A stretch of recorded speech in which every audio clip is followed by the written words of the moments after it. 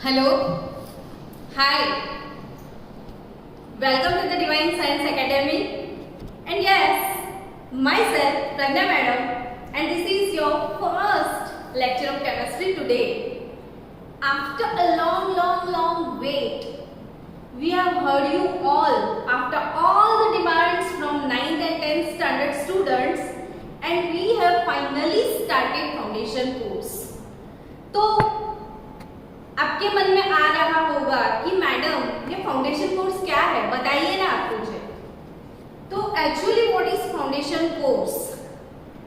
तो basically in this foundation course we will deal with the entire course of NCERT as well as we will focus on your competitive exams like JEE and NEET. आपको पता ही है कि all India की जो population है उसके सिर्फ 1% people को IIT में एडमिशन मिलता है। तो अगर आपको IIT पढ़ना है तो जी मेंस आपके लिए चाहिए ही चाहिए, और अगर आपको डॉक्टर बनना है तो आपको नीट देना पड़ता है। डॉक्टर बनने के लिए या IITians बनने के लिए आपको ये सारी कॉम्पिटिटिव एग्जाम क्रॉस करनी ही पड़ेगी।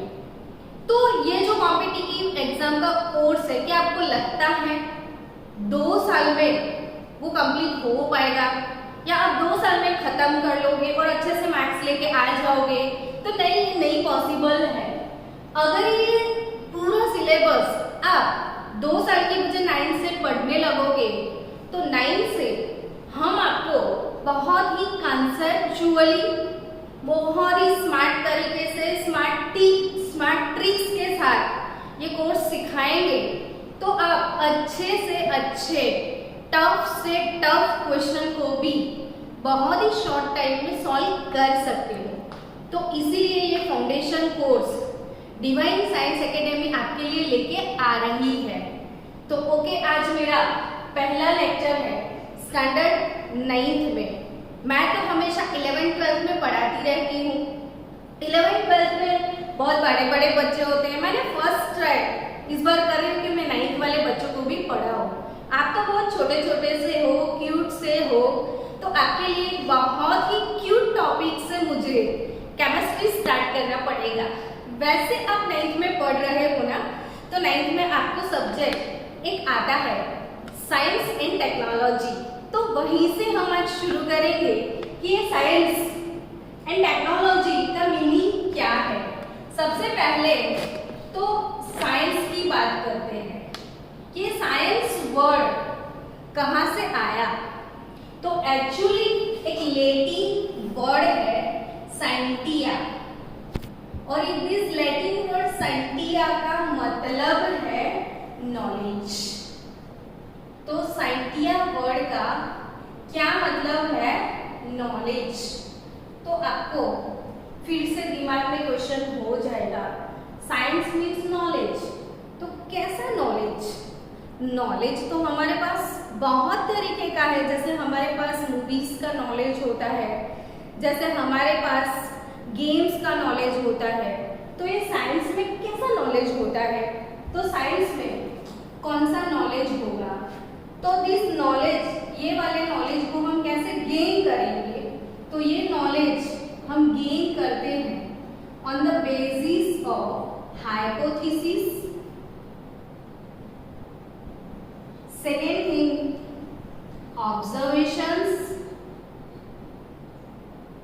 And third thing, experiments. तो साइंस में होता क्या है? हाइपोथेसिस होती है बहुत सारी, वो हाइपोथेसिस हमको पढ़नी पड़ती है। फिर हम ऑब्जर्वेशंस देखते हैं, एक्सपेरिमेंट्स करते हैं, उसके ऑब्जर्वेशंस आते हैं, उसके हिसाब से हाइपोथेसिस बनते हैं, और ये तीनों चीजों को मिला के नॉलेज हम जो गेन करते हैं उसे हम साइंस बोलते हैं। तो व्हाट इज टेक्नोलॉजी? तो टेक्नोलॉजी वर्ड का मतलब क्या है? तो कि जो साइंस के हाइपोथेसिस है उसको हम यूज करते हैं अपनी डे टू डे लाइफ में। जैसे science and Newton's third law, शायद आपने पढ़ा होगा या नहीं पढ़ा है, I don't know, but action and reactions are opposite to each other and same. तो ये हाइपोथेसिस हो गया। अब एक्शन रिएक्शंस वाले हाइपोथेसिस को न्यूटन्स थर्ड लॉ को, वो साइंस को यूज हम कहाँ पे कर रहे हैं, तो रॉकेट में।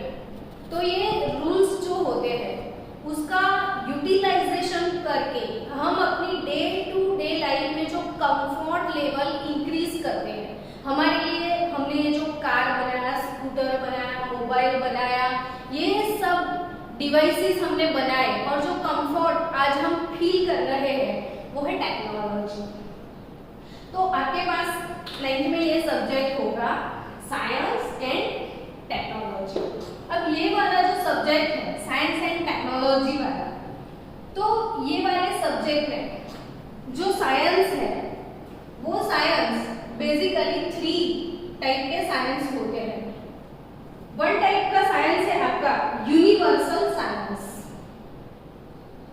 तो यूनिवर्सल साइंस दूसरा होता है सोशल साइंस और तीसरा होता है फॉर्मल साइंस। अभी जो यूनिवर्सल साइंस है, तो यूनिवर्सल साइंस में बेसिकली क्या आता है, फिजिक्स, केमिस्ट्री, बायोलॉजी, ये सब यूनिवर्सल साइंस में आता है। And social science is deal with the people and societies. And what is formal science, तो इट्स लॉजिक एंड मैथमेटिक्स। हमको लॉजिक मैथमेटिक्स अभी फॉर्मल साइंस से लेना देना नहीं है, मुझे सोशल साइंस से मुझे लेना देना नहीं है, हमको लेना देना है यूनिवर्सल साइंस से। और यूनिवर्सल साइंस में आपके पास 3 ब्रांचेस है, फिजिक्स, केमिस्ट्री, बायोलॉजी। इसमें से भी मुझे क्या लेना है, तो मेरा सब्जेक्ट आज ये वाला है केमिस्ट्री। अब मेरा सब्जेक्ट जो केमिस्ट्री है, तो केमिस्ट्री क्या है, आज पहला लेक्चर है। फर्स्ट लेक्चर में तो पहले आपकी केमिस्ट्री की मैं तारीफ करना चाहूंगी कि भाई केमिस्ट्री होता क्या है। तो chemistry is all about matter only. जैसे हम सुबह से उठ रहे हैं, हमारी डे टू डे लाइफ में, एवरी डे लाइफ में अगर केमिस्ट्री नहीं होगा, डे टू डे लाइफ की मतलब एवरीडे लाइफ से हम केमिस्ट्री को माइनस कर देंगे तो कुछ भी नहीं बचेगा। देखो जैसे आप लोग बच्चे हो, सुबह सुबह उठते हो तो हाथ में क्या होता है, ब्रश है ना। तो जो ब्रश है ना आपके पास, वो प्लास्टिक से बना है। तो प्लास्टिक जो होता है वो पॉलीमर, वो केमिस्ट्री का एक ब्रांच हो गया पूरा। तो पॉलीमर, फिर वो ब्रश के ऊपर वो फाइबर्स होंगे नायलॉन के। फिर ब्रश भी डिफरेंट कलर्स के होते हैं। जैसे घर में आप बोलते हो मेरा वाला पिंक, मेरा वाला ब्लू, मेरा वाला रेड, पापा का रेड, मम्मी का ब्लू, आपका पिंक। तो इसमें डिफरेंट कलर्स आते हैं। तो ये जो पूरी दुनिया कलरफुल बन गई है, तो ये कलर्स किसने आपको गिफ्ट किए हैं, तो वो केमिस्ट्री का देन है। उसके बाद आप जैसे ब्रश कर लिया, पर कहाँ से करोगे, पेस्ट तो चाहिए आपको। तो पेस्ट किसने दिया, केमिस्ट्री ने दिया। अभी ब्रश कर लिया, ब्रश करने के बाद आपको माउथ वॉश करना पड़ेगा। तो अब कहाँ पे जाओगे, तो बट ऑब्वियस आप बेसिन यूज करोगे, तो वो सिरामिक का है। उसमें नट जो है वो स्टेनलेस स्टील का होगा, उसमें से पानी आता है, वो हाइड्रोजन और ऑक्सीजन का कॉम्बिनेशन है। तो इतना सारा सुबह उठ लिया, उसमें ही इतना केमिस्ट्री, अरे बाप रे। फिर आगे जाओ, जैसे ब्रश कर लिया आपने, अब कहाँ पे जाओगे, तो नहाने के लिए जाओगे।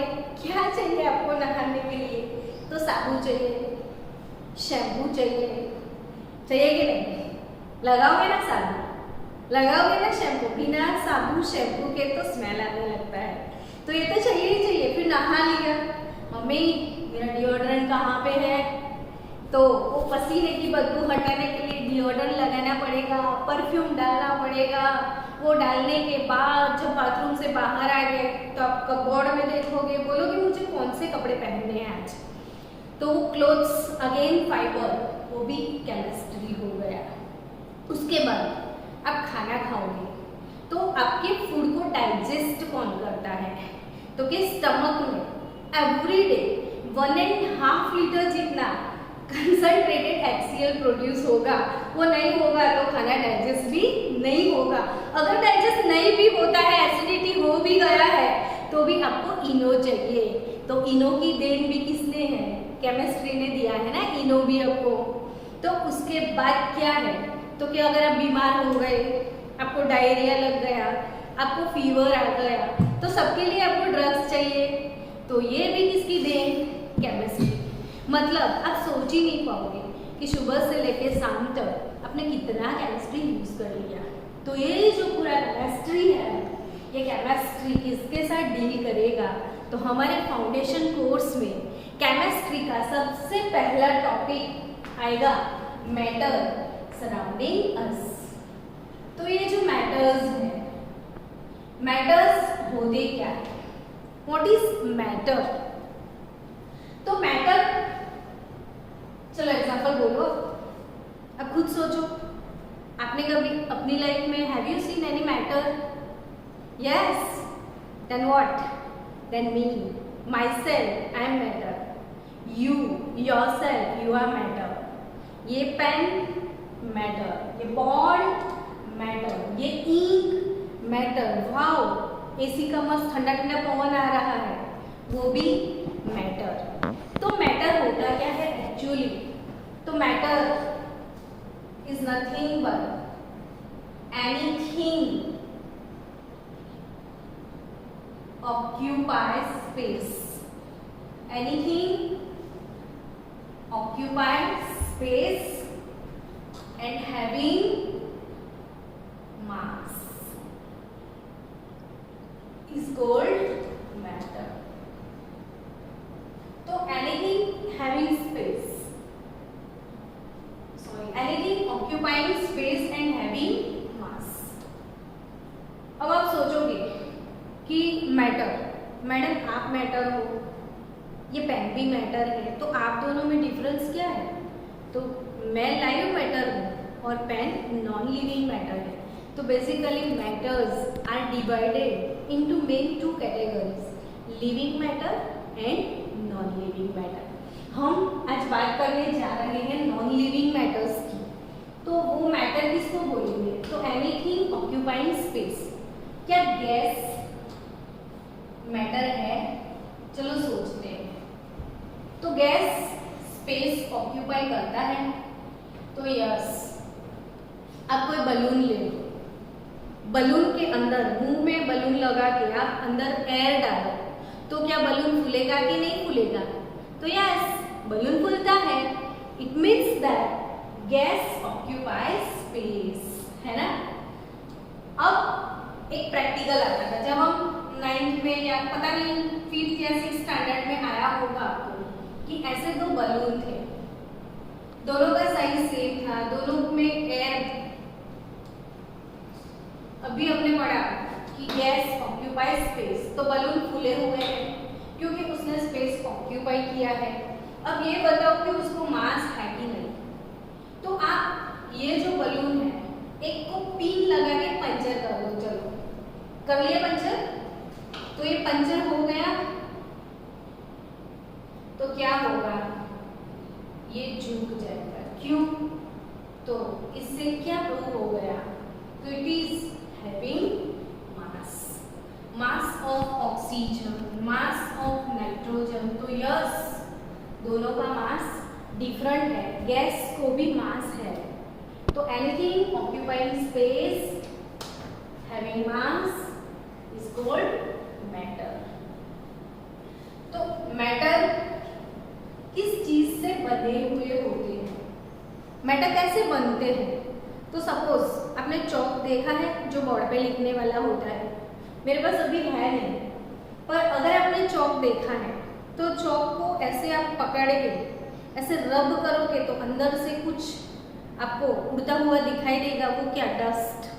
तो आप पूरे चौक को ऐसे रब कर दोगे तो नीचे आपको पाउडर मिलेगा। तो पाउडर में आपको दिखेगा एक छोटा सा पार्टिकल। तो बट ऑब्वियस अब आपको पता चल गया होगा कि matter is made up of small tiny tiny tiny particles. तो कोई भी मैटर किस चीज से बनते हैं? तो matter is made up of small tiny so many particles. इसमें बहुत बहुत बहुत मत सारे पार्टिकल्स होते हैं। मतलब एक चौक का पाउडर करो ना, तो पाउडर करके हाथ में ले लो, फिर उसको काउंट करना स्टार्ट करो कि कितने पार्टिकल है इसमें। तो आप बोलोगे मैडम पागल हो गए हो क्या, क्यों ऐसा आपने बोल दिया? वो इसीलिए आपने बोल दिया कि इतने सारे पार्टिकल, पागल है कोई जो काउंट करेगा मैडम? तो इसका मतलब ये हुआ कि इसमें बहुत सारे हैं, बहुत टाइनी है, तो इसलिए आप बोर फील करो कि मैं नहीं काउंट करने वाला।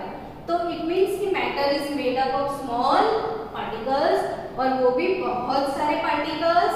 एंड दैट पार्टिकल्स, वो पार्टिकल्स होते क्या है एक्चुअली? तो that particles are maybe atoms और मे बी मॉलिक्यूल्स। तो एटम्स और मॉलिक्यूल्स। चलो इसकी बात करते हैं, हम एटम्स की बात करते हैं। तो ये एटम वर्ड का मतलब, ये जो एटम वर्ड है it is derived from word atomio. Atomio is nothing but uncuttable, जिसको हम फिर से काट नहीं सकते, फिर से डिवाइड नहीं कर सकते। मतलब कि चौक का जो लास्ट पार्टिकल होता है, उस लास्ट पार्टिकल को अगर आप फिर से डिवाइड करने जाओगे तो वो नहीं होगा, वो बहुत ही स्मॉल है, उसको फर्दर हम डिवाइड नहीं कर सकते हैं। ऐसा एंशिएंट फिनोमेना में था। तो they were thought to be indivisible और uncutable. So indivisible वर्ड के लिए ग्रीक वर्ड था एटोमियो, मतलब अनकटेबल, जो कि बहुत टाइनी है। तो उससे सबसे छोटा सा जो पार्टिकल है उसको एटोमियो से नाम दे दिया था एटम्स।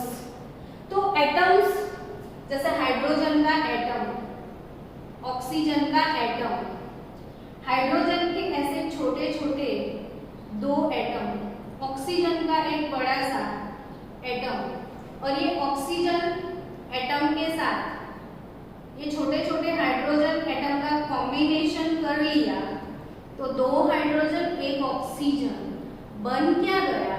H2O molecules. तो आप समझो कि एटम्स जो बहुत ही छोटे टाइनी पार्टिकल्स हैं, वो एटम्स के कॉम्बिनेशन से हमको मिलते हैं मॉलिक्यूल्स। एटम के कॉम्बिनेशन से हमको क्या मिलता है? मॉलिक्यूल्स। और वो मॉलिक्यूल्स के कॉम्बिनेशन से, एटम के कॉम्बिनेशन से क्या मिलता है बच्चों? मॉलिक्यूल्स। और मॉलिक्यूल के कॉम्बिनेशन से हमको क्या मिलता है पता है? मैटर। जैसे ये टाइनी हाइड्रोजन के एटम्स, फिर एक ऑक्सीजन का एटम, फिर दोनों का कॉम्बिनेशन बन गया H2O मॉलिक्यूल। फिर ऐसे बहुत बहुत बहुत सारे H2O के मॉलिक्यूल्स, एक मॉलिक्यूल दूसरा मॉलिक्यूल, मतलब H2O का एक मॉलिक्यूल, H2O का दूसरा मॉलिक्यूल, H2O का तीसरा मॉलिक्यूल, H2O का चौथा मॉलिक्यूल, H2O के बहुत बहुत बहुत बहुत काउंट भी नहीं कर सकते, इतने सारे H2O के मॉलिक्यूल मिलके आपको मैटर मिलता है। वो कौन सा? तो वाटर। तो वाटर नाम का जो मैटर है अपना, it is made up of H2O molecules, and H2O molecules ultimately made up of hydrogen and oxygen atoms. तो ये आपको समझ में आ गया होगा कि matter is made up of small tiny particles, and that tiny particles are maybe atoms or maybe molecules. अब ये जो पार्टिकल्स हैं, तो all particles in matter are continuously moving. Matter के अंदर जितने पार्टिकल्स हैं वो कंटिन्यूअसली मूव करते रहते हैं। वो कैसे पता चला? तो रॉबर्ट ब्राउन को पता चल गया था। रॉबर्ट ब्राउन ने क्या किया था? वो देखो, आप अपने घर पे भी एक एक्सपेरिमेंट, अभी लॉकडाउन है, आप फ्री हो, घर पे बैठे हो, तो बैठे बैठे क्या करना है? कुछ काम। अगर आपको कुछ काम करना है तो एक मस्त काम करो, कोई एक बड़ा सा बाउल ले लो, बाउल मतलब वो तगारा नहीं बोलते हैं जो बहुत बड़ा होता है, वो ले लो और वो तगारे में बहुत सारा पानी डाल दो। पानी डालने के बाद वो सेटल हो जाएगा, ऐसे पड़ा रहेगा और एकदम हल्का फुल्का सा वो घास का कुछ सूखा हुआ घास इधर डाल दो आप।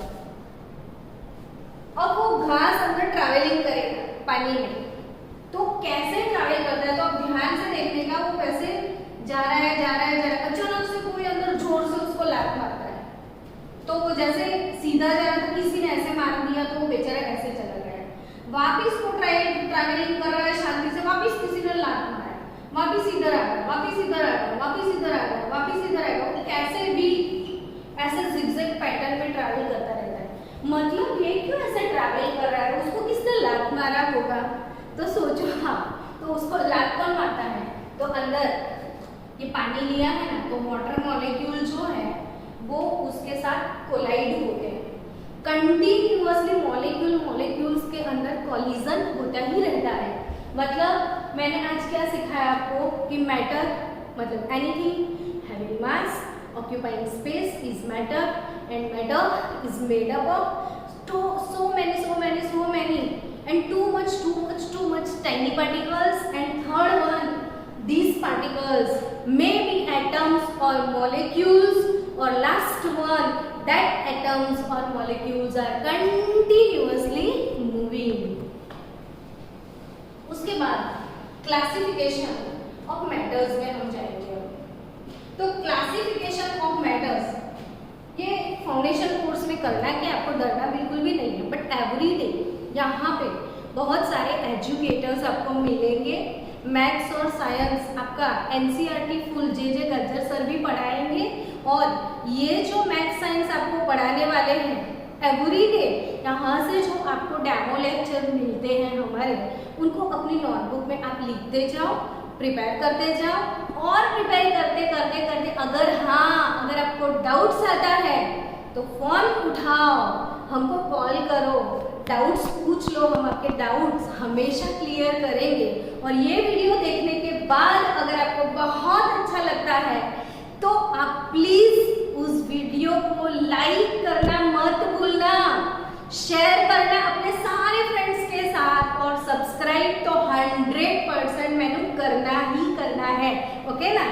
तो अभी लास्ट 2 मिनट में आपके लेना चाहूंगी, सिर्फ क्लासिफिकेशन ऑफ मैटर्स लिख दो, क्योंकि आज का लेक्चर आपने पढ़ा फिर बोलोगे मैडम आज तो हमने कुछ लिखा ही नहीं। तो क्लासिफिकेशन ऑफ मैटर्स हम शुरू करेंगे। तो there are 2 type of matters, living matters and non living matters. तो लिविंग मैटर्स को अगर आपको क्लासिफिकेशन करना है तो वो बायोलॉजी वाली मैम आपको सिखाएंगी। ये हो जाएगा एनिमल किंगडम और प्लांट किंगडम। तो एनिमल और प्लांट किंगडम जो पूरा है वो लिविंग मैटर्स में आता है। तो अब नॉन लिविंग मैटर्स वो हम आपको सिखा देंगे। केमिस्ट्री सब नॉन लिविंग मैटर्स के साथ ही डील करता है। तो ये जो नॉन लिविंग मैटर्स है, ये non living matters classified on the basis of their physical state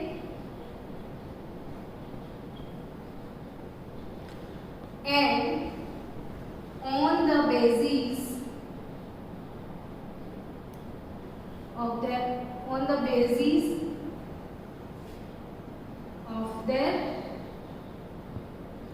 chemical state.